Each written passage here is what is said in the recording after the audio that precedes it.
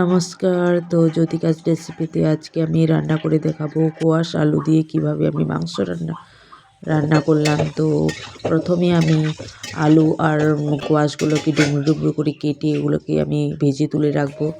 তারপরে আমি পেঁয়াজ ফ্রাই করার জন্য প্রথমে দিয়ে দিলাম গোটা গরম মশলা দেওয়ার পরে তারপরে পেঁয়াজ কুচি দিয়ে দিলাম। পেঁয়াজ কুচিগুলোকে ভালো করে ফ্রাই করে নেব, লাল লাল করে ভেজে তুলে রাখবো না, মানে কি লাল লাল করে ভেজে নেব। তারপরে এদিকে তো আমি ম্যারিনেট করা দেখাচ্ছি। তো ম্যারিনেট কীভাবে করলাম, আমি লবণ, হলুদ, তারপরে কাঁচা লঙ্কা, আদা রসুনের পেস্ট, দই, কাশ্মীরি গুঁড়া লঙ্কা আর জিরা মশলা দিয়ে আমি ভালো করে তেল দিব সর্ষে তেল। তারপরে ভালো করে ম্যারিনেট করে আমি রেখে দিব।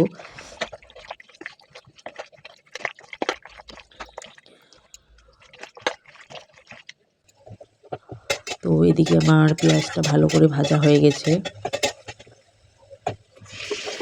তো আমি মাংসটা দিয়ে দিলাম।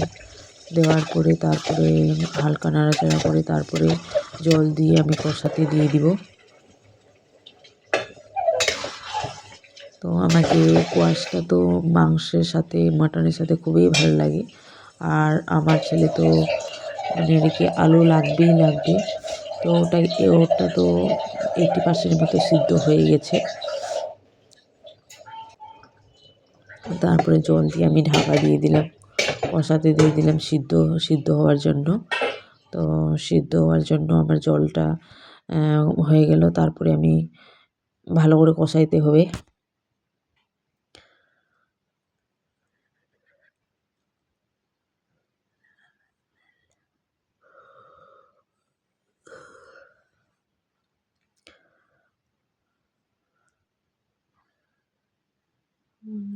ভালো করে কষাচ্ছি আমি।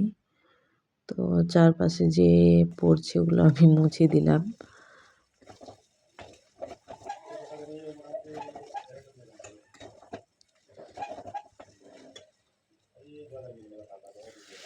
তারপরে কষানো হয়ে গেল, আমি দিয়ে দিলাম জল দেওয়ার পরে হয়ে গেল। মানে কি মাংস রান্না করা খুবই ইজি মনে হয় আমার, সব থেকে ইজি রান্না করা। তো আমি যে ফ্রাই করে তুলে রাখছিলাম আলু আর কোয়াশ, দুইটা আমি রসুনও দিচ্ছি। তো এই তো আমার রেডি হয়ে গেল। কেমন লাগলো? যদি ভাল লাগে তাহলে লাইক, কমেন্ট, শেয়ার, সাবস্ক্রাইব করে পাশে থাকবেন আমার।